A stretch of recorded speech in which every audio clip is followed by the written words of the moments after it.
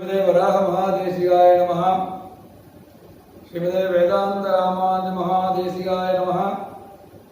श्रीमते रंगरामानुज महादेशिकाय नमः। श्रीमान वेंकटनाथार्यः कविताहर्षकेसरी वेदांताचार्यवर्यो मे सन्निधत्ताहं सदा हृदये। ज्ञानानन्दमयं देवं निर्मलस्फटिकाकृतिमाधारं सर्वविद्यानां हयग्रीवमुपास्महे। वन्दे बृन्दावनचरं वल्लभीजनवल्लभं जयन्ती सम्भवन्ताम वैजयन्ती विभूषणम्। सुदीनामुत्तरं भागं वेगवद्याश्च दक्षिणं कामाददिव सञ्जीयात् कश्चिदद्भुतकेसरी। இன்றைய தினம் ஒரு எல்லோராலும் எல்லா பக்தாலும் சேர்ந்து இருந்து அனுபவிக்கக்கூடியதான ஒரு தினம். இன்றைய தினம் ஒரு சுதினம். எம்பெருமானுடைய திருநக்ஷத்திர வைபவம். இந்த ஆச்சாரிய வைபவத்தை எப்ப நம்ம ஆரம்பிச்சோமோ, ஆச்சாரிய திருநக்ஷத்திரம், ராமானுஜருடைய உடையவருடைய திருநக்ஷத்திரம், அந்த உடையவரை காட்சி கொடுத்ததான எம்பெருமான வரதராஜனுடைய திருநக்ஷத்திரம் முடிஞ்சு குலதெய்வமா இருக்கிற சிம்மருடைய திருநக்ஷத்திரம் இன்றைக்கு. அதனால இந்த ஆச்சாரியனுக்கு அமைஞ்ச போல யாருக்குமே அமையாது. ஆனால்தான் அவருக்கு எம்பெருமானார்னு பேர் இருக்கலாம். ஏன்னா ஒரே சமயத்துல காட்சி கொடுத்த பெருமாளும் ஆராத்தியமான பெருமானுடைய திருநக்ஷத்திர வைபவம் ஒரே மாசத்துல வருது. அதனால இன்னைக்கு நிருசிம்மருடைய ஜெயந்தி, அவதாரம்.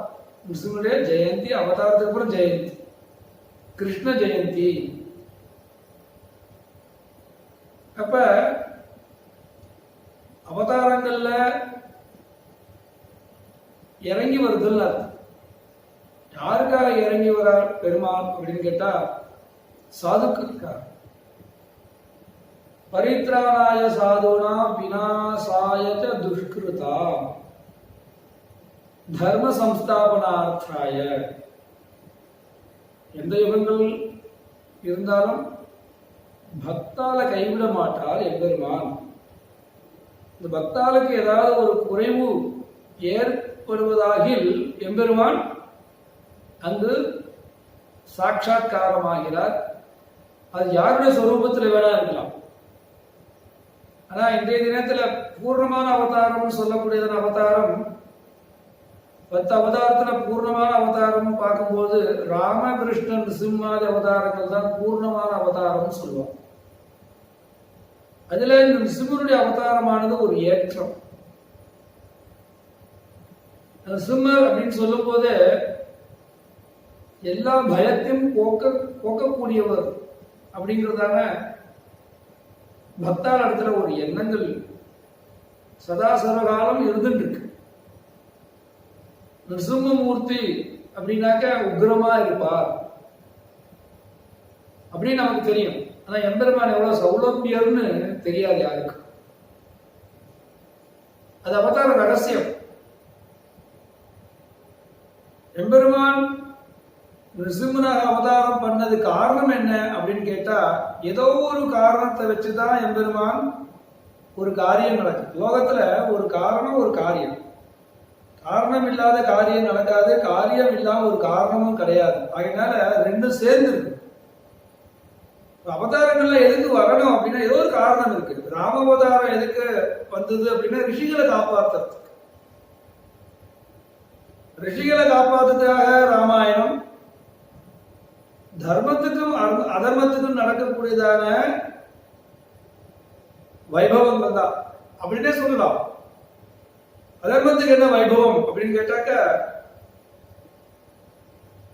கிருஷ்ணாவதாரத்துல எத்தனையோ அசுரால் வந்து எம்பெருமான சேவிச்சுட்டு போனதாக சொல்லலாம்.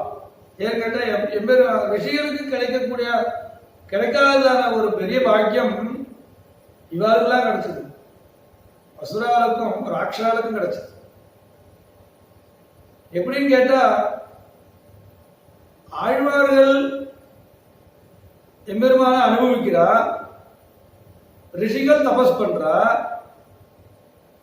ஆனா ரிஷிகள் எப்படி கேட்கிறாரோ அதுக்கு ஏத்த மாதிரி பெருமாள் வரார். கிருஷ்ணன் ஒரு ரிஷி, கிருஷ்ணன்கிட்ட ரொம்ப சௌலபியம், நேர பேசக்கூடியதான ஒரு பக்தி, ஒரு பிரியம் எம்பெருமான இடத்துல. அது மாதிரி ஒரு ரிஷி இருந்தார். அவர் கிருஷ்ணன் கிட்ட கூப்பிட்டு, நான் தபசுல உட்கார போறேன், தியானத்துல உட்கார போறேன், எனக்கு எப்பயாவது தீர்த்த தாகம் எடுத்ததுனாக்க அப்ப நீ வந்தா போறோம் அப்படின்னு கிருஷ்ணன்கிட்ட சொல்லிட்டார். அதுக்கப்புறம் தபஸ் பண்ண ஆரம்பிச்சார். இப்ப சுவாமி ரிஷி தபஸ் பண்ண ஆரம்பிச்சார். கொஞ்ச நாளி ஆச்சு. அந்த ஒரு மானை வேட்டையாடி அந்த மானுடைய மாமிசத்தெல்லாம் எடுத்துட்டு அந்த மான் தோல்ல ஒரு பை செஞ்சு அதுல ஜலத்தை நிரப்பி இந்த பக்கமா ஒரு வேடுவன் வந்தான். வேடுவன் வந்த பிறகு என்ன செஞ்சானாக்க, அந்த ரிஷி தபஸ் பண்ணியிருந்தார் இல்லையா, அந்த ரிஷியுடைய தபஸ் பண்ணும்போது அவருக்கு தான் இடைஞ்சல் பண்றதுங்கிறது அவனுக்கு தெரியாது. அவனுக்கு ஒரு எண்ணம், இவ்வளவு நாளையா அந்த காட்டுல உட்கார்ந்துருக்காரு, இவருக்கு தாகம் எடுக்கும் இல்லையா அப்படின்னு நினைச்சிட்டு அவன் நல்ல காரியம் அந்த தபஸ்விய எழுப்பி தாகத்துக்கு தீர்த்த வேணுமா எடுத்துன்னு வந்திருக்கேன் அப்படின்னு அந்த வேடுவன் சொன்னான். அந்த ரிஷி கோபம் வந்துருச்சு. நான் தபஸ் பண்றேன், என் தபஸை கலைக்கக்கூடியதான ஒரு துணிச்சல் உனக்கு எப்படி வந்தது அப்படின்னு அந்த ரிஷி இவரை இந்த வேடுவனை கோச்சிக்கிறார். ரொம்ப கோபம் வருது. கொஞ்ச நாளைக்குள்ள சாபம் விட்டுருவாங்க. ரிஷிகளுக்கு கோபம் முதல்ல வரும், அப்புறம் சாபம் விடுறது வழக்கம். அப்ப அவர் சொல்றார், அந்த வேடுவன் சொல்றார், உனக்கு தாகமா இருக்கும் அப்படிங்கிறதுக்காக நான் கேட்டேன், நான் தீர்த்து எடுத்துட்டு வந்திருக்கேன், உனக்கு வேணுமான்னு கேட்டேன். நீ எடுத்துட்டு வந்திருக்கிற பை எப்பேற்பட்ட பை, ஒரு ஜீவனை கொண்டு அதுல இந்த தீர்த்தத்தை எடுத்து வந்து எனக்கு கொடுக்க வரேன்னு சொல்லி, உனக்கு உன்னுடைய மனசு எவ்வளவு பெரிய விகாரமான மனசா இருக்கு, கல் மனசா இருக்கே உனக்குன்னு சொல்றாரு. சுவாமி தீர்த்தம் வேண்டானா வேண்டான்னு சொல்லுவோம், இதுக்குள்ளே இவ்வளவு தூரம் சொல்ல வேண்டாம், நான் போறேன் வேடுவன் போயிட்டான். மறுபடியும் அவர் தியானத்துல உட்கார்ந்துட்டார். தியானம் முடிஞ்ச பிறகு கிருஷ்ணரை கூப்பிட்டார். பரமாத்மா வந்தார். என்ன கிருஷ்ணா, எனக்கு தாகம் எடுக்கும் போது வரணும்னு சொன்னேனே, நான் என் பேச்சுக்கு நீ தலை சாய்க்கலையோ அப்படிங்கிற எனக்கு சந்தேகம் எனக்கு ஏற்படுறது அப்படின்னு அந்த ரிஷி. பெருமாள் சொன்னாராம், நான் சொன்ன சொல்ல மாற மாட்டேனே.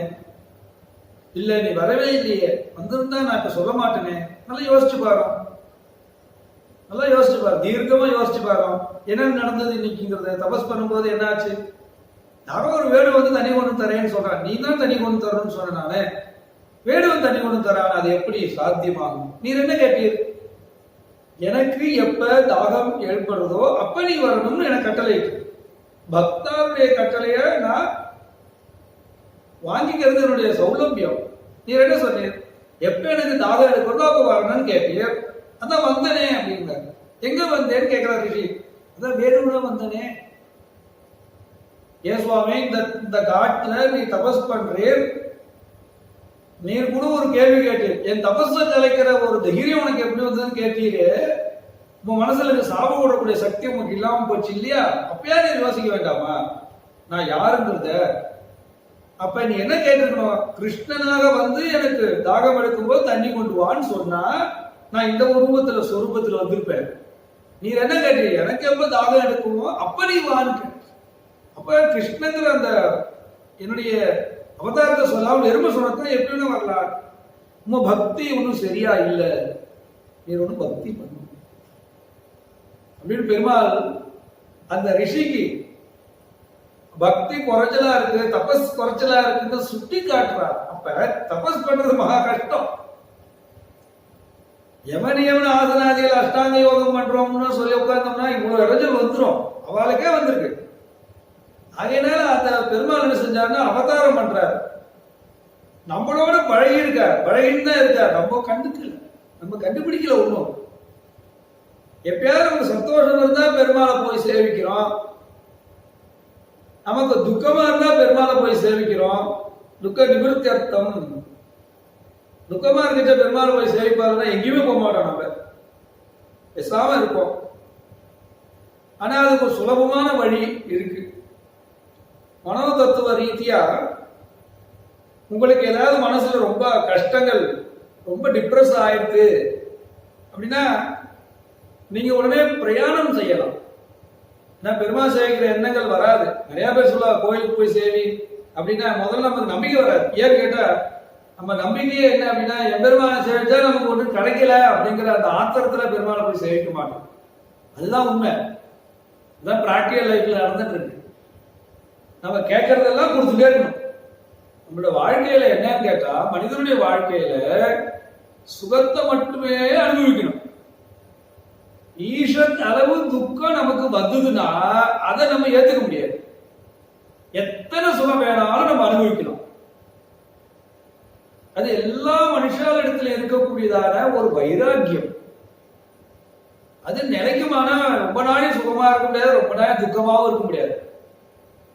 அல்வா சாப்பிடலாம், திருநெல்வேலி அல்வா, இருட்டுக்கடை அல்வாவை சாப்பிடலாம், 50 கிராம் சாப்பிடலாம், சுட சுட 100 கிராம் சாப்பிடலாம். அதுக்கு 1/2 கிலோ சாப்பிட முடியுமா? 1/2 கிலோ சாப்பிட்டோம்னாக்கா ஆம்புலன்ஸ் தான் வரும், வேற வழியே கிடையாது. அப்படி சாப்பிட முடியாது இல்லையா? சரி, காரம் எவ்வளவு சாப்பிட முடியும்னா அதுக்கும் ஒரு அளவு இருக்கு. அப்ப இந்த வாழ்க்கையானது சுக துக்கங்கள் ரெண்டும் நிரம்பியதுதான் இந்த வாழ்க்கை. நம்ம சில சமயத்துல தான் சுகமா இருக்கும், சில சமயத்துல எப்படியோ இருக்கும், சில சமயத்துல ரெண்டுமே இல்லாம இருக்கிற மாதிரி இருக்கும். ஏதோ நினைச்சு இருக்கோம். அப்பப்ப என்னென்ன தோணுதோ அப்பப்ப அந்த காரியம் நடக்கும். அதுதான் பிராக்டிகல் லைஃப்ல இருந்து நடந்துட்டு இருக்கு. இப்ப சேனல் பாக்குறேன்னு ஆசைப்படுறோம்னா டிவி எடுத்துக்கோங்க. டிவி பாக்குறவ எத்தனை பேரு எவ்வளவு நாளை பார்த்தாலும் கூட ஒரே சேனல் பார்க்கறது அப்படிங்கிறது சாத்தியமே இல்லை. கையில ரிமோட் இருக்கிறபடினால எதையாவது மாத்திட்டே இருக்கும் மனசு. இது சரியில்லை அடுத்தது, அது சரியில்லை அடுத்தது. அப்ப நமக்கு பிடிச்சது மட்டும்தான் டிவிலே பார்க்கணும். அப்ப நமக்கு பிடிச்சவாள மட்டும்தான் பேசுறோம். நமக்கு என்ன பிடிக்கிறதோ அதை தான் சாப்பிடும். இதுல நம்ம மாறுறதே கிடையாது. எந்த பெருமாள் பிடிக்குதோ அந்த பெருமாள் மட்டும் சேவிக்கிறவா இருக்கா. வேற எந்த பெருமாள் கோயிலாம் போக மாட்டான். அது அவருடைய எண்ணங்கள். அது சந்தோஷம் தான். ஏதோ ஒரு பெருமாளை கட்டியமா பிடிச்சிக்கிறாருங்கிற ஒரு சந்தோஷம் அவளுக்கு. அதான் நிரந்தரமா இருக்குமானா அது கேள்விக்குறிதான். அவளுக்கு ஏதாவது துக்கம் வந்துருந்தா கோயிலுக்கு போக மாட்டான். மனசுல ஏதாவது கஷ்டம் வந்துருது, பக்கத்தாத்துக்கார திட்டா அப்படின்னாக்க அன்னைக்கு கோயிலுக்கு பக்கத்தாத்துல யாராவது கூப்பிட்டா கூட வரமாட்டேன்னு, எனக்கு மனசு சரியில்லை, நீங்க போயிட்டு வாங்க அப்படின்ற. அப்ப அந்த கஷ்டம் எப்ப நிவர்த்தி ஆகிறதோ அப்ப மறுபடியும் சௌலபியம் ஆயிடுறா. அவளை கூப்பிடுற, அவளும் சொல்றா எனக்கு மனசு கஷ்டமா இருக்கு, அன்னைக்கு நீங்க கோயிலுக்கு கூப்பிட்டு வரங்களே, இப்படி ஆகி விரோதம் ஆயிடும். அப்ப இது அந்த சம்சாரங்கிறது இப்படிதான் இருக்கும். சம்சாரங்கிறது இந்த உலகம் கோரம் தான். ஆனா அதுல விஷ விருட்சம். சம்சாரங்கிறதான விஷ விருட்சத்துல 2 பழம் இருக்கு. ஒண்ணு எம்பெருமான இடத்துல பக்தி, எப்பயாவது, நிரந்தரம் கிடையாது. நிரந்தரமா நான் பக்தி பண்றேன் அப்படின்னு சொல்றதுலாம் அது சாத்தியம் இல்லை. பேச்சுக்கு சொல்லலாம், நிரந்தரமா பக்தி பண்றதுங்கிறது முடியாத காரியம். ஏன்னா அதுதான் வேண்டாம்னு சொல்றது. பக்தி வேண்டாம் தான் சொல்ற தேசிய. இந்த பக்தி கிட்ட போகாதுங்க, வேண்டும் முயல வேண்டாம். என்னத்துக்கு அனாவசியம், ஈஸியான வழியை சொல்லி கொடுத்துருக்கோம் அப்படிங்கிற மெத்தேட்ல இது மனோ தத்துவத்தை பொறுத்துக்கு பெருமாள் எதுக்கு சொல்ல வரேன்னா ரிஷிகளுக்கே அந்த நிலைமை நமக்கெல்லாம் அந்த வேண்டாம்னு ஆச்சாரிய சரணாகதி பண்ணிக்கோ, சரணாகதி சரணாகதி சொல்ற டோட்டல் சரண்டர். எப்படி ஒரு கையில ஒரு குச்சியை கீழே போட்டோம்னா சாஷ்டாங்கமா சாஷ்டாங்க நமஸ்காரம் சொல்லுவாங்க. எல்லா அவயவங்களும் பூமியில பதிகிற மாதிரி சாஷ்டாங்கம் சேவிக்கிறதா.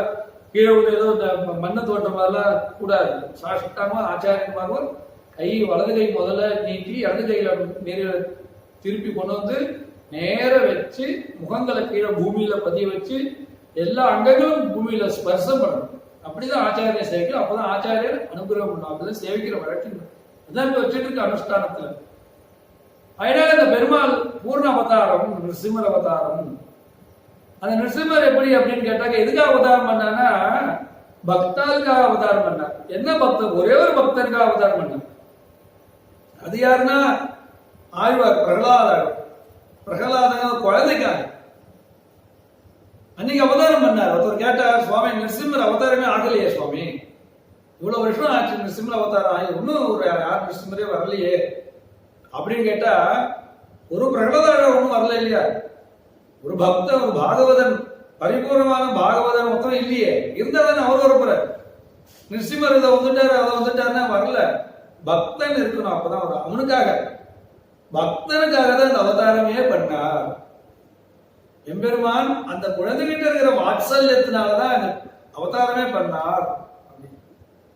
அவதாரம் பண்ணாரு. பாதி பரமபுருஷனான சரீரம் திருமேனி, பாதி சிங்கத்தினுடைய திருமேனி சிரசு மட்டும். அது எதுக்கு சாத்தியமா அப்படின்னு கேள்வி கேட்கணும். அவதாரங்களுடைய 10 அவதாரங்களுடைய கிரமங்களை பார்த்தீங்கன்னாக்க நம்மளுடைய பரிணாமங்களை காட்டுறது. முன்னாடி மத்ஸ்யம் கூர்ம கிரமமா இருக்கு. அதனால தண்ணியில வாழக்கூடியதான ஜீவன், தண்ணியிலும் நிலத்திலும் வாழக்கூடியதான ஜீவன் 2. அடுத்தது ஓங்கி நிற்கக்கூடியதான கால்கள் உடையதான வளர்ந்த காலோட இருக்கு. மீனுக்கு கால் கிடையாது, ஆமைக்கு கால் உண்டு. அதுக்கப்புறம் பார்த்தோன்னா வராக அவதாரம். இந்த வராகம் அப்படின்னு சொல்றது இந்த மாப்பண்ணின்னு சொல்ற அது கிடையாது, காண்டாமிருகம் தான் வராக அவதாரம். காண்டாமிருகத்தை தான் சொல்றா ஒரு இடத்துல. காண்டாமிருகத்துக்கு தான் அந்த அதே போல இருக்கக்கூடியதான ஒரு பூமியை வச்சுக்கக்கூடியதான. ஏன் கேட்டா அவதாரம் பண்ணும்போது பெருமாள் எப்படி வராருன்னா அதுக்கேற்றதான அவதாரங்கள் இருக்கணும். ஏதோ சாதாரண விவகாரங்கள் பண்ணக்கூடியதா இருக்கக்கூடாது. கடினமான தோல் உடையது காண்டாமிருகம். அந்த பூமியை குத்தி எடுக்கக்கூடியதான கூர்ப்பான முள்ளு இருக்கக்கூடியதான பகுதி இருக்கக்கூடியதான அதே பூமியை வச்சுக்கக்கூடியதான இடம் இருக்கிற மாதிரி இருக்கிறத காண்டாமிருகம்னு சொல்லுவாங்க. அதனால அடுத்த அவதாரம் மத்ஸ்ய கூர்ம வராக நரசிம்ம. அப்புறம் என்னன்னா பாதி மனிதன் மிருகம், அந்த மாதிரி பரிணாமம் ஆச்சு. அதுக்கப்புறம் குள்ளம் வாமன அவதாரம். அதுக்கப்புறம் அவதாரங்கள்லாம் தெரியும் எல்லாருக்கும். அப்ப இந்த இடத்துல நிருசிம்ம அவதாரம் வந்து சாதாரண மகாபுருஷனாவே வந்திருக்கலாம் இல்லையா? ஏன் இப்படி வந்தார்னா, இந்த சிங்கம் என்ன செய்யும்? ஏதாவது ஒரு தன்னுடைய எதிரிய அடிச்சு அதை கிழிச்சு சாப்பிடக்கூடிய அளவுக்கு இருக்கக்கூடியதான அவயவங்கள்லாம் அதுக்கு இருக்கணும் தான். அதே மாதிரி பெருமாள் அது பெரியவா விவகாரம் பண்ணுவார். அந்த வெற்றி கிழிக்கணும் இல்லையா, அதுக்குரியதான அங்கங்கள்லாம் வேணுமோ, உறுப்புகள், அதுக்கேற்ற மாதிரி அவதாரம் பண்ணார். கர்ஜனை எல்லாம் வேணும் இல்லையா? அதனால இந்த பூர்ணமான அவதாரம் பிரகலாத ஆழ்வாருக்காக. அது அவருடைய இரண்யகசிப்பு அவன் தபஸ் பண்ணான். தபஸ் பண்ண பிறகு பிரம்மா இருக்கார் இல்லையா, பிரம்மா யாரு கேட்டா உடனே கொடுத்துருவார். என்ன ஏதுலாம் அனலைஸ் சிஸ்டமே கிடையாது, ஒன்லி அப்சர்வேஷன் தான், அனலைஸே கிடையாது. வாழ்க்கையில முன்னேறதுக்கு 2 முக்கியம் வேணும். ஒன்னு அப்சர்வேஷன், 2வது அனலைஸ் சிஸ்டம். நமக்கு அப்சர்வேஷன் இருக்கு, அனலைஸ் இல்லை. அதனாலதான் குழப்பம் நமக்கு. அப்ப அனலைஸும் இருக்கணும், அப்சர்வேஷன் இருக்கணும். அதனால இந்த இரண்யகசிப்பு என்ன செஞ்சானாக்க தபஸ் பண்ணான். பிரம்மா வந்தார், வரத்தை கொடுத்தார். அவருடைய கான்செப்ட் அவ்வளவுதான், வரத்தை கொடுத்து கிளம்பிடுவார். என்ன வரம் கேட்டாலும் கொடுப்பார். அது ஒரு வாட்ஸ்அப். என்ன வரம் கேட்டான் அவன் அப்படின்னு கேட்டாக்க எல்லாருக்கும் தெரிஞ்ச விவகாரம் தான். எந்த மிருகங்கள் போக்குவரத்து காலை மாலை எதுவும் கூடாது அப்படின்னு வரத்தை வாங்கினான். அது மாதிரி ராஜ்யம் புரிஞ்சா. அந்த பிரகலாத ஆழ்வானுக்கு எல்லா சம்ஸ்காரங்கள் பண்ணி வச்சு குருகுலத்துல படிக்க வச்சார். அங்க ஹிரண்யாய நமஹா தான் சொல்லணும். பெருமாள் நாம கோவில்ல கூட ஹிரண்யாய நமஹா தான் சொல்லணும், வேற எதுவும் சொல்லக்கூடாது. அப்படிதான் பட்டர்கள்லாம் சொல்லிருக்காங்க. ஏன்னு கேட்டா வேற வழி இல்லை. அதனால அசுரத்தன்மை அங்க இருக்கிறபடினால அதுக்கு பணிஞ்சுதானே போகணும். ஆனா இந்த குழந்தை அவனுக்கு உட்பட்டதான குழந்தை, அதுக்கு எதிர்ப்பா இருந்தது. காரணம் நாரதர் முனியினுடைய கிருபையினால கர்ப்பஸ்ரீமான்னு பேர் அந்த குழந்தைக்கு. கர்ப்பத்திலேயே இருக்கும் போதே நாரதருடைய பெருமானுடைய மந்திரங்களை உபதேசம் பண்ணி அதன் மூலம் அந்த குழந்தை பூமிக்கு வந்ததுனால அதுக்கு கர்ப்பஸ்ரீமான்னு அந்த குழந்தைக்கு திருநாமம். அந்த கிரமத்துல வளருது. குருகுலத்துக்கு கொண்டு போய் கொடுத்தாக்க, ஐக்கியம் போய் விட்டாக்க அவ சொல்லி கொடுக்குறா. சொன்னாக்க ஹரி தான் சொல்லும். ஹரி ஹரிதான் பிரதானம். உங்க அப்பா பேர் சொல்லலாம், எங்க அப்பா பேர்லாம் சொல்ல முடியாது, ஹரி பேர் தான் சொல்லலாம். ஹரிதான் எனக்கு. ஹரி ஹரி ஹரின்னு சொல்லிட்டே இருக்கும். கொஞ்ச நாளைக்குலாம் என்ன ஆச்சுனாக்கா எல்லாரையும் சொல்ல வச்சிருக்கு இந்த குழந்தை. ஹரி ஹரின்னு சொன்னா 3 வாட்டி சொன்னா திருப்பி சொல்ல முடியாது. திருப்பி அவ எல்லாம் சொல்ல ஆரம்பிச்சுட்டா. அவ அப்பா வந்து பாக்குறா, படிப்பு எப்படி படிச்சிருக்கு குழந்தைன்னு கேட்கிறா. அந்த குழந்தை படிப்பு எப்படின்னு கேட்கும் போது அவ சொல்றா, வாத்தியார்லாம் இந்த குழந்தை படிப்பு நாங்க என்ன சொல்லி கொடுக்குறோமோ அதை சொல்லாம அவனே புதுசா ஏதோ சொல்றான், பெருமாள் தாங்கிறான், ஹரிதான் எல்லாம் ஹரிபக்தியா போயிட்டு அப்படின்னு சொல்லிட்டு இவன் திருப்பி சொல்லிக்கிட்டான். ஆகையினால அவனுக்கு சரி இனிமே இந்த குருகுலத்துல இருந்தா சரி வராது, எல்லாரையும் மாத்துவான்னு சொல்லிட்டு கொண்டு போய் விட்டுடுறா. அந்த ராஜா கிட்ட கொண்டு விட்ட அசுரன்கிட்ட கொடுத்த பிறகு அவன் என்ன செய்யறான்னா அந்த குழந்தைய பலவாறு உபதேசம் பண்றான். என் பேரை சொல்லுங்கிறான், பக்கத்துல இருக்கிறவங்க கூட சொல்றான். ஹரி அவன் ஒத்தவன் தான், அவன் தான் எல்லாத்துக்கும் சர்வேஸ்வரன், அவன் தான் நியந்தா, அவன் தான் எல்லாருக்கும் சர்வ ரட்சகன், அவன் தான், வேற யாரும் கிடையாது, உமக்கே அவன் தான் ரட்சகன் அப்படின்னு சொல்றான். ஆனா அவனுக்கு கோபம் வந்துடுது. அதனால அந்த குழந்தைய பல விதத்தில் ஹிம்சை பண்றான். ஹிம்சை பண்ண பிறகு அந்த குழந்தைய விஷம் கொடுத்து, கார்கோடகன் பாம்பு அந்த விஷத்தை கொடுக்குறான். அதுக்கு பல்லே போயிடுது. இவனை கொத்த வரும்போது பல்லு போயிடுது அதுக்கு. சரி கஜேந்திர ஆழ்வார் யானையை வச்சு மெதிக்க சொல்லலான்னு பார்த்தாக்க அந்த கஜேந்திர ஆழ்வார் ஏற்கனவே நடந்தத வைபவத்தெல்லாம் திருப்பி சொன்ன பிறகு அவன் அந்த கஜேந்திர ஆழ்வார் செஞ்ச மாலை போட்டு அவன் கிளம்பிட்டு அந்த யானை போயிடுது. பல விதத்துல அவனுக்கு இளைஞல் பண்ணாலும் முடியல. கடைசியில் அவன் ஒத்துக்கிறான். சரி ஹரி எல்லா இடத்துலயும் இருக்கான் அப்படின்னா எந்த இடத்துல இருக்கான? தூணிலும் இருப்பார், துரும்பிலும் இருப்பார். நிருசிம்ம அவதாரம். அப்ப நிருசிம்மர் என்ன செய்யறாருன்னா, குழந்தை எந்த இடத்துல கை காட்டுதோ அந்த இடத்துல நம்ம அவதாரம் பண்ணணும். அதனால இந்த குழந்தைக்கு தெரியும் நம்ம மேல சாஸ்வதமா அசைக்க முடியாதான மகா விஸ்வாசம் இருக்கு. ஆனா அவன் அப்பாவை என்ன செய்ய போறான்னு தெரியல. அவன் எதை காட்ட போறான் அப்படிங்கிறது பெருமானுடைய சங்கல்பம் தான். இருந்தாலும் அவர் நவமேக கர்ப்பம் உலகத்தில் உள்ள எல்லா ஜீவராசிகளும் அவர் உட்புகுந்தார்.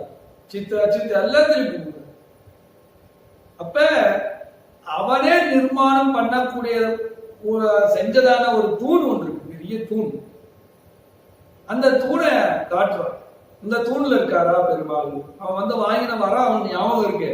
ஆனா அதுல ஒரு மைனஸ் பாயிண்ட் என்னன்னு, காலையும் கிடையாது, மாலையும் கிடையாது, இரவும் கிடையாது, ஆனால் சாயங்கால வேலை. அதனாலதான் இன்னும் நம்ம கிராமங்கள்ல இருக்கக்கூடியதான ஆத்துல சாயங்கால வேலையில வாசல்ல படியில உட்காரக்கூடாதுன்னு சொல்லுவோம். படியை தாண்டி போற காரணமே நிருசிம்மர் உட்கார்ந்த இடமா. ஆனா அருகாப்பிடின்னு ஹரியினுடைய கால பிடின்னு அர்த்தம். அது அப்படியே பார்த்து அருகாப்பிடின்னு வந்துட்டு ஹரி எம்பெருமான் உட்கார்ந்த இடத்துல அவனுடைய காலை நம்ம வணங்கணும். அதனாலதான் ஸ்ரீரங்கத்துல போகும்போது எல்லாரும் படியை தாண்டி போற வழக்கம் வச்சுக்கா. பெருமாள் படியை மிதிக்கவே மாட்டான்.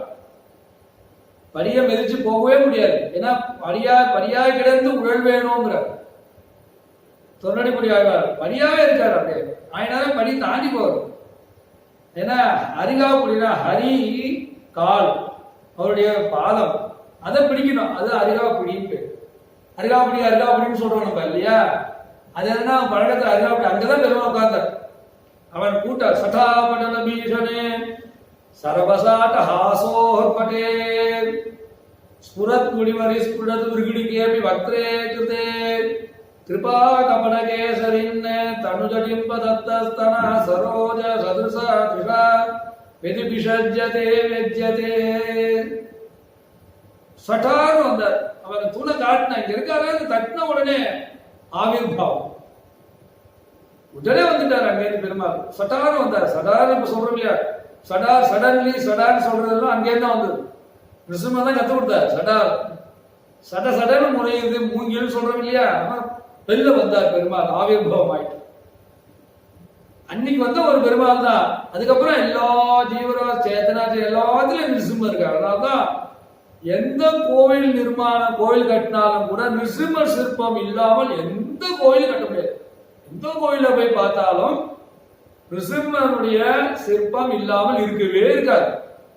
அது எந்த கோயிலா வேணா இருக்கலாம்.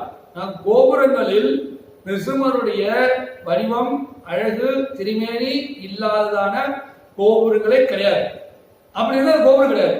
அது வெறும் ஏதோ சொல்லிக்கலாம், அவ்வளவுதான் கோபுரம் கிடையாது. அதனால கோபுரங்களுக்கு ரொம்ப சிற்ப சாஸ்திரங்கள் என்ன செய்ய எத்தனை பேர் கோபுரம் கட்டினாலும் நிருசிம்மரை முதல்ல ஆவாகனம் பண்ணி அந்த சிற்பம் வடிச்சாகணும். அதெல்லாம் சாஸ்திரம், சிற்ப சாஸ்திரத்துல இருக்கு.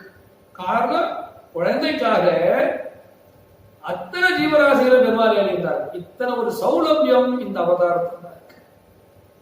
ஆகையினால அவனை எடுத்து இந்த குழந்தைய அவ்வளவு பாடாப்படுத்தினான் இல்லையா, அதனால தன்னுடைய மடியில போட்டு சாயங்கால வேலை உட்கார்ந்து நகத்தை எல்லாம் அவனுடைய வக்ஷஸ்தலம் சதாபடல பீஷணே சரபசாட்ட ஹாசோத்பட்டே, அட்டகாசமானது.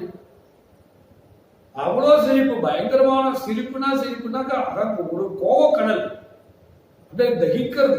பெருமாள் எல்லா தேவர்களும் ஓடுறார், திக்கு ஓடி போயிட்டார் அந்த பயத்துல. ஆத்துல ஏதாவது சண்டை இருந்தா தோப்ரா ஒரே கத்துனா ஆத்துல எல்லாம் கப்சிப்புன்னு ஓடி போயிடுவா. அது மாதிரி நிருசிம்ம அவதாரம், நிருசிம்மர் வர்றாரு அப்படின்னா நிருசிம்ம அவதாரம்னா அவ்வளவு தூரம் அது சொல்றேன். இப்ப வழக்கத்துல வந்திருக்கல நிருசிம்மர் சொல்றேன். அதனால சட்டாபடல பீஷணே சரபசாத ஹாசோத்பனே, சரபம் பிரதான ஒண்ணு ஒரு அதை ஜெயிச்சவர். சரபசாட்ட ஹாசோத்பனே ஸ்புரத் குடிவரி ஸ்புரத் மிருகிடினேபி வக்ரே கிருதே வச்சு நல்ல அவனை வச்சுட்டு மடியில போட்டு அந்த ராட்சசனை நகத்தை நகம் கூட வச்சு கிழிக்கிறார். கிராமங்கள்லாம் காளி போடும், மாசி மாசம் காளி போடுவா. குடல் பிடிங்கின்னு பேரு, குடலை பிடுங்கிறதுன்னு பேரு. குடல் பிடிங்கன்னா நிருசிம்மருக்கு தான் குடல் பிடிங்கின்னு பேரு. அது குடல், அவனுடைய குடலை எடுத்தார், ரத்தம், அதுல ரத்தம். பெருமாளுடைய கை கூட என்ன ஆச்சுனாக்கா அருணமாயிடுச்சு. இந்த சூரிய அஸ்தமனம் ஆகிற சூரியனுக்கு கூட அவருடைய கலல் சகச்சவேன்ற மாதிரி பெருமாளுடைய திருக்கைகள் இருக்கான். உபனிஷத்துகள் வர்ணிக்கிறது எம்பெருமானுடைய நிருசிம்மருடைய ஒரே ஒரு திருக்கேசம் கையில, திருக்கையில இருக்கக்கூடிய ஒரே ஒரு திருக்கேசத்தை எடுத்தோம்னாக்க அதுக்குள்ளார சப்த அர்ணவங்களும் இருந்தான். உலகத்துல எத்தனை தீர்த்தங்க புண்ணியத்துல அத்தனை எம்பெருமானுடைய ஒரே ஒரு திருக்கேசத்துக்குள்ளார இருந்தான். இப்ப எம்பெருமான் எவ்வளவு பெரிய அவதாரம், எவ்வளவு பெரிய மகாத்மியம் அப்படின்னு வர்ணிக்கப்படுறது. பாவத்துல பறக்க பேசுறான். இப்ப இந்த பதம் முடிஞ்சது. ஒரு பக்கத்துல வெப்பம், ஒரு பக்கத்துல சந்திரன். பிரகலாத ஆழ்வார் பக்கம் சந்திரன். இவன் அசுரங்கிட்ட சூரியனாகவும் தகிச்சு கடைசியில எல்லாரும் தேவர்கள் எல்லாம் போய் சமாதானப்படுத்துங்கோங்கிறா. யாரும் கிட்ட போகல. அப்புறம் யாருக்காக இந்த அவதாரம் பண்ணாலும் அந்த குழந்தையே போகணும். ஹரி ஹரி ஹரின்னு கொஞ்சம் கூட பயமே இல்லாம, கொஞ்சம் கூட பயங்கர, மீதி எல்லாரும் பயப்படுறாங்க. அந்த குழந்தை ஒன்றையும் பயப்படாம ஆத்துல சண்டை நடக்கும் போது என்ன செய்வானாக்க, அந்த கடைசி குழந்தை இருந்ததுன்னா அந்த குழந்தை மெதுவா அனுப்புவா அம்மா. உங்க அப்பா உட்காந்துக்கா, போய் உங்க அப்பாட்ட பேச்சு அப்படிப்பா. அந்த அப்பா உக்கிரமா இருப்பாரு. அந்த குழந்தை சிரிக்கும். சிரிச்சவனே இவரு சிரிக்க ஆரம்பிச்சு. அதுக்கப்புறம் எல்லாரும் ஆத்துல இது அதே போல வைபவங்கள் நடந்துதான் இருக்கு. எல்லா கிரகத்துல அது இல்லைன்னு சொல்ல முடியாது. எனக்கு கோவமே வராது சுவாமி அப்படின்னா யாரா எழுதி கொடுக்க முடியுமா? எனக்கு கோவமே வராது, இன்னில இருந்து கோவம் வராது அப்படின்னாக்கா இதுக்கு முன்னாடி கோவம் வந்திருக்குன்னு அர்த்தம், பின்னாடி கோவம் வரும்னு அர்த்தம். இன்னைக்கு ஒரு நாள் கோவம் இல்லாம இருக்கலாம், ஒரு நாள் கோவம் இல்லாம இருக்கலாம். நிரந்தரமா இருக்கிறதுக்கு முடியாது. ஏன்னா நம்ம அப்படிதான் கோபதாபத்தோட வந்திருக்கோம். நம்ம வந்திருக்கோம். அது காட்டணும். அது அடக்கிறதுக்கு தான் நம்ம பெருமாள் அவதாரங்களை ரசிக்கணும், ஆச்சாரிய வைபவங்களை கேட்கணுங்கிறதுக்காகத்தான் இதெல்லாம் செய்யறோம். அப்ப இந்த குழந்தை வந்தது, எம்பெருமான் சாந்த சுரூபியா எல்லாருக்கும் அனுகிரகம் பண்ணினார். எல்லாருக்கும் அனுகிரகம் பண்ண மாதிரி இந்த வைபவத்தை யார் யாரெல்லாம் கேட்கிறாலும், நிருசிம்மனுடைய வைபவத்தை சொல்றவாலும் யாரு கேட்கிறாலும் யாரு பார்க்கிறாளோ அவ எல்லாருக்கும், அவளை சார்ந்தவாளுக்கும் சரி, அவ குடும்பத்தாருக்கும் அவளுக்கும் எல்லா க்ஷேமங்களையும் எம்பெருமான் கொடுக்கிறார். எப்படிங்கிற தொய் ரக்ஷதி ரக்ஷகைஹி கிமன்யேஹி, தொய்தா ரக்ஷதி ரக்ஷகைஹி மன்யேஹி இது நிஷ்டிததிஹி ஸ்ரீயாம் நித்யம் நிகரே வேகவதி கடாஸ்ரயம் துவாம். சுவாமி தேசிகர் சாதிக்கிறார். தொய் ரக்ஷதி ரக்ஷகைஹி கிம் அன்யைஹி, எம்பெருமான் மட்டும் காப்பாற்றணும் அப்படின்னு எம்பெருமானுக்கு திருவுள்ளம் இருந்துருச்சுன்னா எத்தனை பேர் காப்பாத்தாம போனாலும் கவலை இல்லை. தொய் ரக்ஷதி ரக்ஷகைஹி கிம் அன்யைஹி, வேற ஒருத்தவாள் காப்பாற்றணும் என்ன அப்படின்னு இருந்தா எம்பெருமான் காப்பாற்றணும்னு நினைச்சுட்டா மீது எத்தனை பேர் காப்பாத்தினாலும் பரவாயில்ல, நமக்கு ஒன்றும் ப்ராப்ளம் இருக்காது. ஆனா பெருமாள் காப்பாற்ற முடியாது கைவிட்டாச்சுன்னா யாரும் காப்பாற்ற முடியாது. இந்த அவதாரத்திலே தெரியுது. அந்த ஹிரண்யனை காப்பாற்றுறதுக்கு யாரும் வரல, ஆனா குழந்தையை காப்பாற்றுறது பெருமாளே வரல. அதனால பெருமாள்கிட்ட அசைக்க முடியாத நம்பிக்கை அந்த குழந்தைக்கு இருந்தபடினால தொய் ரக்ஷதி ரக்ஷகைஹி கிமன்யைஹி முதல் லைன் குழந்தைக்கு. ஏன்னா இது லயன் இல்லையா எம்பெருமான், LION லயன், ஏன்னா சிங்கம் இல்லையா அவர். அதனால அவருடைய குழந்தை அந்த சிங்கத்துடைய அவதாரம்க்கு உட்பட்டுதான அந்த குழந்தை இல்லையா, அது யாரு கேட்டாக்க முன்னாடி பிரதிஜை பண்ணி கொடுக்குறாரு. இப்ப உன் வம்சத்தாசனை யாரையும் அழிக்க மாட்டேன், பெருமாள் தோப்பனார அழிச்சாரு, அதுக்கப்புறம் வரக்கூடியதான வம்சாதிகளை அழிக்க மாட்டேங்கிறார். நிருசிம்மருடைய அனுகிரகம் அவ வம்சத்தாரு மொத்த பேருக்கும் கிடைக்கிறதுங்கிறது அவதாரம் மூலமா தெரியுது. ஆனா இந்த நிருசிம்மருடைய அவதார வைபவத்தை யாரு கேட்கிறாளோ எற்றைக்கும் 7 பிறவைக்கும் தன்னோடு ஒழிவில் காலமெல்லாம் உருணாமல்லி கிளறொலி இளமை கெடுவதன் முன்னே எம்பெருமான சேவிக்கணும்னு சொல்றார். ஏன்னா தொய் ரக்ஷதி ரக்ஷைக்கு மன்யேஹி தொய்தா ரக்ஷதி ரக்ஷைக்கு மன்யேஹி இது நிஷ்டித தீஹி ஸ்ரீயாம நித்யம் நிகரே வேகவதி தடாஸ்ரயம் துவாம். அந்த எம்பெருமான யார் இதே போல நல்ல சத்புத்தியோட எம்பெருமான் தான் ஆச்சாரனுடைய அனுகிரகத்தின் மூலமாக எம்பெருமான் காப்பாற்றணும் அப்படின்னு நம்ம நினைச்சிட்டோம்னா வேற யாரும் நம்மளை காப்பாற்ற வேண்டாம். எம்பெருமான் மட்டும் காப்பாற்றுவான். பிரகலாத ஆழ்வார்ல நமக்கு தெரியும் சரித்திரம். ஆனால் சரித்திரத்தை சொல்லிக் கொடுக்கணும். எல்லா குழந்தைகளுக்கும் 2 தெரியும். பிரகலாத ஆழ்வாருடைய சரித்திரம் தெரியும். பெருமாள் அந்த ஆதி மூலமேன்னு சொன்னதான அந்த கஜேந்திர ஆழ்வாருடைய மோட்சமும் குழந்தைகளுக்கு கண்டிப்பா தெரியும். ஏன்னா 2 ஆழ்வார் பற்றி சேர்ந்தவா. கஜேந்திர ஆழ்வார், பிரகலாத ஆழ்வார். பிரகலாதன் எல்லாரும் இந்த குழந்தை பார்க்கும்போது ஆஹ்லாதம் வசீகரம் பண்ண முடியல திருமேனி. இந்த குழந்தைக்கு அவ்வளவு அற்புதமான குழந்தை. அது எம்பெருமான் கர்ப்பத்துல இருக்கும் போதே அந்த நாமாவை கேட்டதுனால. ஏன்னு கேட்டா நம்ம சம்பிரதாயத்துல எம்பெருமான் நாமாவை கர்ப்பத்துல இருந்து 8ஆவது மாசத்துல இருந்து குழந்தைகளுக்கு ஞானம் வருது, விகாசம் அடைகிறதுன்னு நம்மளுடைய சம்ஸ்காரங்களை சொல்லப்படுறது. அதான் புகும்சவனத்துல இந்த வீணையை வாசிக்கிறதுன்னு ஒரு வியாஜம் வச்சிருக்கும். வீணையை வாசிச்சோம்னா அது மூலமாக அந்த குரலை கேட்டு அந்த புத்தியான விகாசம் நரம்புகள்லாம் நல்ல செயல்பாட்டுக்கு வருதுன்னு சொல்றோம். அதனாலதான் வீணை வாசிக்கிறது கம்பல்சரி. ஸ்ரீரங்கத்துல புகும்சவனம் சீமந்தம் நடந்ததுன்னா கம்பல்சரி வீணை வாத்தியம் இருக்கும். வீணைங்கிறது எதுக்குனாக்க இந்த நரம்பு இருக்கணும். இந்த நரம்பை மீட்டும் போது நம்மளுக்கு மூளையில இருக்கக்கூடிய நரம்பு இருக்கணும். அந்த நரம்புக்கும் வீண நரம்பு சம்பந்தம் இருக்கு. முன்னாடியே சொன்னேன், நம்மளுடைய எல்லாமே சனாதன தர்மம் எல்லாமே நமக்காக ஏற்பட்டதுதானே தவிர்த்து புதுசா யாருக்கும் ஒண்ணும் இல்லை, புதுசா கண்டுபிடிக்கல, ஏற்கனவே இருக்கு. அதான் திருப்பி சொல்றான். அதை நம்ம பயன்பாட்டு கொண்டு வந்தோம்னா எல்லாமே சுகமா இருக்கு. கலர் ஆழ்வாருக்கு பிரதிஜை பண்ணி கொடுத்தா உன் வம்சத்தார் யாரையும் தொடமாட்டேன், அழிக்க மாட்டேன், இனி வரைக்கும் அழிக்கல. அப்போ ஒரு கேள்வி, யுகேகே அவதாரம் பண்றேன்னு சொன்னீரு, அப்ப பின்னாடி யார் பின்னாடி வரல. அதுக்கப்புறம் இதோட முடிஞ்சு போச்சு. பலி சக்கரவர்த்தி வந்தார், பிரகலாதன் பேரன். ஆனா அவரை அழிக்கலையே, அவன் நல்ல கதையை கொடுத்தார். இன்னும் என்ன சொன்ன, அவரோட இருப்பிடத்தை போய் காவல் காத்தார். நம்ம பெருமாள் அப்ப அனுகிரகம் எங்க? பிரகலாதனுக்கு பிரதிஜை பண்ணி கொடுத்தார். எம்பெருமான் ஒருத்தவரை பிரதிஜை பண்ணி கொடுத்தாரா அதை அவர் நினைச்சா கூட அசைக்க முடியாது. பிரதிஜை பண்ணலன்னா பண்ணாது.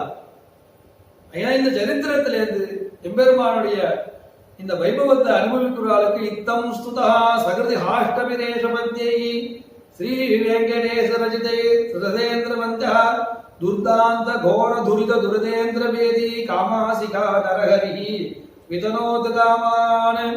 எம்பெருமான அனுகிரகம் எல்லாருக்கும் கிடைக்கட்டும். யார் கேட்கிறாளோ, யார் சொன்னாலோ, யார் கேட்டு யார் பார்க்கிறாளோ, கேட்கிறவா சொல்றவா பார்க்கிறவா எல்லாராத்துக்கும் இருக்கக்கூடியதான அவளாத்துல இருக்கக்கூடியதான கஷ்டங்கள், அவளுடைய மனசுல இருக்கக்கூடிய ஆத்தியாத்மிக ஆதி பௌதிக ஆதி தெய்வங்கள் எல்லாம் நிவர்த்தி பண்ணுவதற்காக எம்பெருமானுக்கு மூணு நேத்திரம். சூரியன், அக்னி, 3 நேத்திரங்கள் எம்பெருமானுக்கு. சூரியன் ஒண்ணு, அக்னி ஒண்ணு, சந்திரன் ஒண்ணு. 3 அக்னி 3 நேத்திரத்தோட எம்பெருமான் கொடுத்து எல்லாருக்கும் அனுகிரகம் பண்றான்னு பிரார்த்திக்கிறேன். கவிதார்க சிம்மாய கல்யாண குணசாலினே ஸ்ரீமதே வெங்கடேசாய வேதாந்த குரவே நமஹ.